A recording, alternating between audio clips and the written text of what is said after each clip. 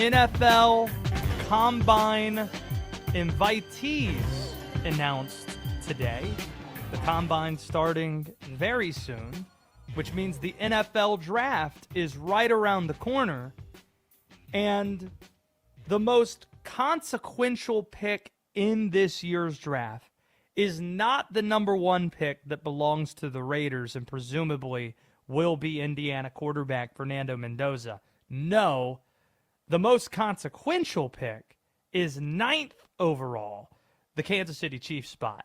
This is the winningest franchise this decade picking in the top 10. They haven't made a top 10 pick since they traded up to the 10th spot in 2017 to take some kid named Patrick Mahomes out of Texas Tech. The last time they were positioned higher than 10th was when they had the number one pick in 2013. They took offensive tackle Eric Fisher. This is a complete anomaly following all their postseason success.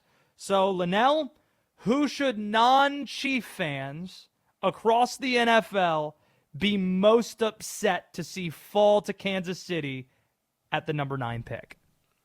So first, can I say this? I think after what we've seen, even in the year prior, this year was bad for them. They feel like they totally got exposed. The year prior, they were the Cardiac Chiefs, winning a bunch of games at the buzzer. When you really think about it, lucky to make the postseason, although they made it and parlayed that all the way to the Super Bowl appearance. So this narrative that Kansas City is some big bad wolf and team should be scared of them, I don't think that's the case at all. I think there are two teams in their division, in Denver and the LA Chargers, and I love that match with Mike McDaniel going there to call plays for Justin Herbert. I think those two teams are, well, I know Denver for sure, just as talented, in my opinion, more talented than Kansas City. So let me start with that. But in terms of how do the Chiefs get that mystique back? How do they get their aura back? How does Stella get her groove back, so to speak? You take that bad man, Jeremiyah Love, out of the University of Notre Dame, 6 foot, 210, led college football in explosive runs this year, supreme contact balance, really an easy button for an offense that feels like, Josh, over the past couple of seasons, it's been a lot of Pat Mahomes doing it all by himself, being the quarterback we know he's capable of being. But similarly to what we talked about with Josh Allen, if we could have some other contributors help out and make him not have to be Superman every game, I think they'll be a better team as a result. We'll put the question to you guys. Who should non-Chief fans across the NFL be most upset falls to Kansas City at 9? 310-840-4910. Just thinking, in the Mahomes era, between Damian Williams, Isaiah Pacheco, Kareem Hunt, Clyde Edwards-Helaire, who's the best running back that the Chiefs have had in this era? I'd probably go Pacheco. Pacheco in terms of just Jeremiyah Love is a different level. Not even close. And that's what's so dangerous about it. But it's not, I don't know. I still think with Kansas City, their biggest question mark overall outside of can they make life easier offensively, I think on the defensive side, I love Coach Spags. I love the young guys they have in their secondary.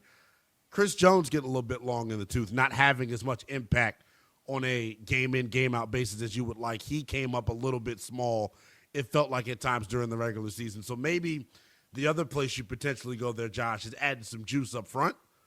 But I think ultimately Jeremiyah Love is the guy that people should be fearful. This is a better question to ask then. You should be viewing this as a lottery ticket, that you don't win the Super Bowl and you're picking in the top 10. You never get to pick this high up. To me, the move is you have your draft board and you rank them in order, regardless of position, who the best guy is. You don't take need into account, and you just take, plainly, at 9, whoever the best player on your board is. You don't worry about fit. You don't worry about need. For sure. To me, you take best player. You don't even account what you're talking about. They hadn't had a great running back in Patrick Mahomes' time, or you don't worry up front. You agree with that school of thought? 100%. For this team, I subscribe to that school of thought for certain football teams. There are certain teams that do need to draft for need because the need is so pressing, it's got to get filled depending upon what you were able to do in the months prior, talking about free agency and trades and so on and so forth. But I agree with Kansas City. They're good enough 1 through 53, and you have a difference-making quarterback in Mahomes to where you don't have to draft for need. But to speak to the pass rushing situation and the running back situation, they are needs.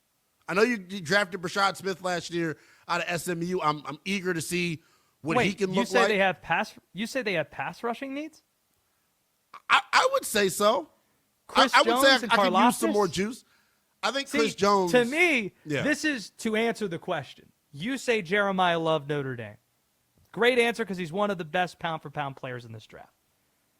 This, to me, this draft is going to be defined at the top by the 3 premium position edge rushers.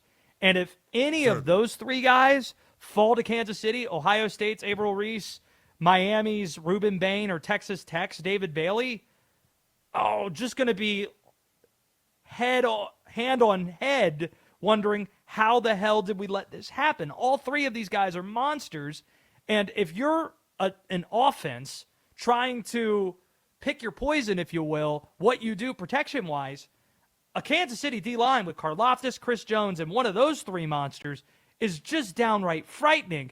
And here's what would be most fitting.